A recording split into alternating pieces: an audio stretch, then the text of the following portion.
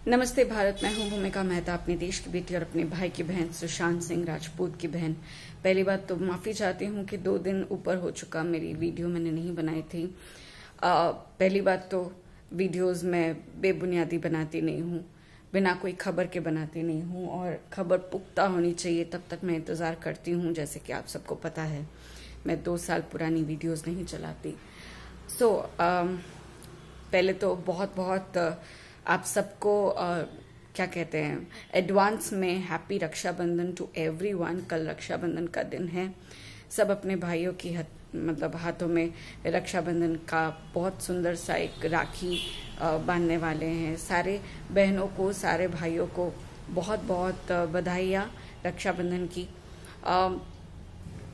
अब मैं आपके सामने कुछ बात रखना चाहती हूँ। टू बी वेरी ऑनेस्ट, तबीयत कुछ ज़्यादा अच्छी नहीं है, बट आपके साथ ये शेयर करना बहुत ज़रूरी है कि कुछ अपडेट्स हैं। जैसे कि मैं आपको 1 to 1 बताती हूँ। कल जैसे कि रक्षाबंधन है, रक्षाबंधन के दिन अक्षय कुमार और आमिर खान दोनों की ही मूवी रिलीज होने वाली है, रक्षाबंधन और लाल सिंह चड्ढा, जिसको बहुत ही अच्छी तरीके से पिटा गया है। और रिलीज के पहले ही बॉयकॉट की जो मुहिम जारी है, उस मुहिम ने अपना रंग दिखाया है और लोगों के मुंह से सिर्फ एक ही बात आ रही है, ये मूवी हम नहीं देखेंगे, ये सारी मूवीज हम नहीं देखेंगे। रक्षाबंधन क्यों नहीं देखेंगे? अक्षय कुमार ऐसे ऐसे मूवीज करना चाहता है, ऐसी ऐसी एक्ट्स करना चाहता है जिसकी वजह से हमारी जनता को या हमारी आने वाली पीढ़ी को नुकसान हो रहा है। क्योंकि एक तरफ हम उस इंसान को इतना ऊपर चढ़ा देते हैं, इतना मान सम्मान देते हैं कि ये इंसान कभी गलत कर ही नहीं सकता है, ये हमारे जनता के बारे में सोचता है, बट बाद में पता चलता है ये धोखा है। ये सिर्फ पैसों के लिए बिक जाने वाला एक आदमी है। ये कभी अच्छा करता है, कभी बुरा करता है, बट इसके अंदर से कोई भाव नहीं है। ये सिर्फ महज पैसों के लिए अपनी इज्जत को भी दांव पे डाल सकता है, मैं ये कहूंगी। क्योंकि पिछले दिनों जो जो उसने कांड किए हैं, गुटखा कांड एंड ऑल दैट, उसे हम भुला नहीं सकते हैं। एंड बहुत सारी वाजिब रीजंस है जिसकी वजह से रक्षाबंधन को बॉयकॉट किया जा रहा है। लेकिन लाल सिंह चड्ढा को बॉयकॉट किया जा रहा है इतनी तादाद पे, जिसका क्या बताऊं। ये वही इंसान है जिसने एक समय पर ये एक बहुत ही बड़े रियलिटी शो में जहां पर लोग अपनी बातें करने आते हैं, प्रेस कॉन्फ्रेंस होता है, मीडिया होती है, सब कुछ जानने के बावजूद उसने ये हिम्मत करी और ये कह दिया कि उसकी बीवी किरण, उसको बहुत डर लगता है, उसके बच्चों के लिए डर लगता है, उसे न्यूज़पेपर खोलने में डर लगता है, उसको बाहर निकलने में डर लगता है भारत में।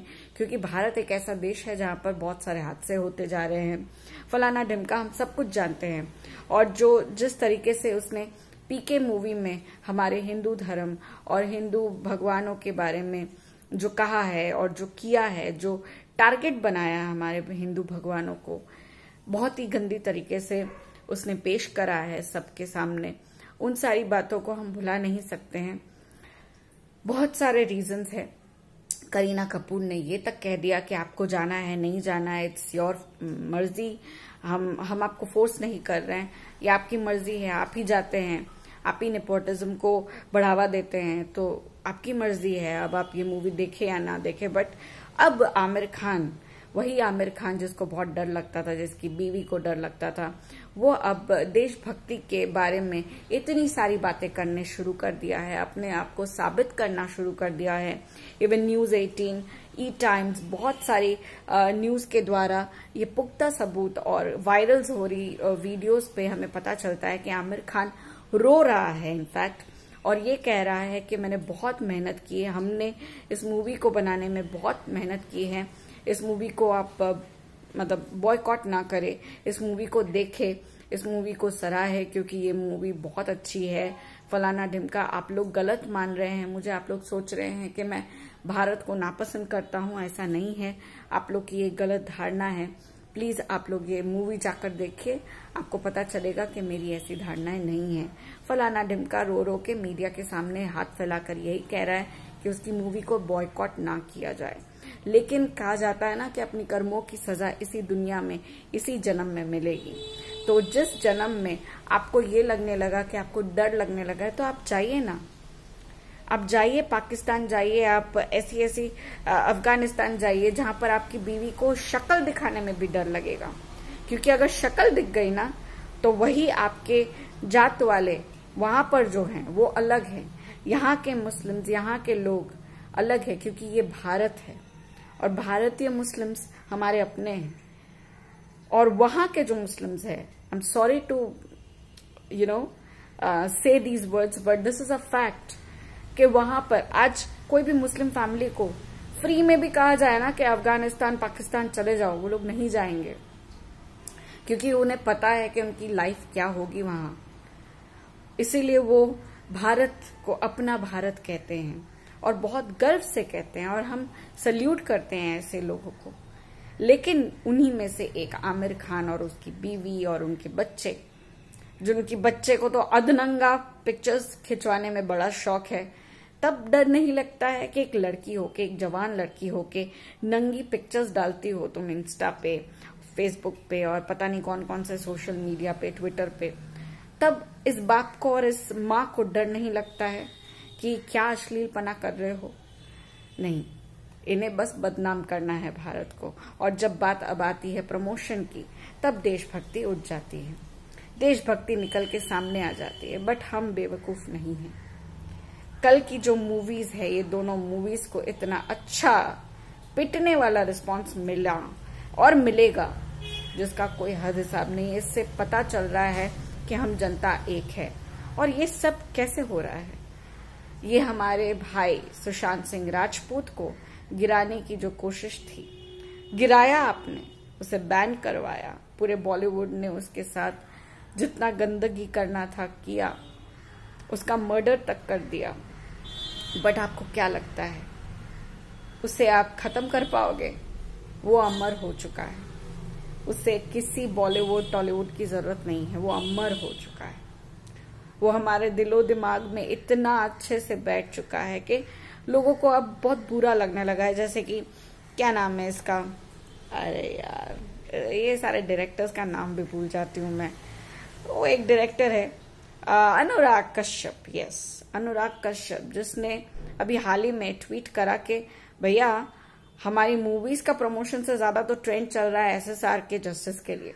तो चलेगा, वो मरते दम तक चलेगा, जब तक जस्टिस नहीं मिलेगा तब तक चलेगा। और आपको बुरा लग रहा है ना, और बुरा लगेगा, और बहुत बुरा लगेगा।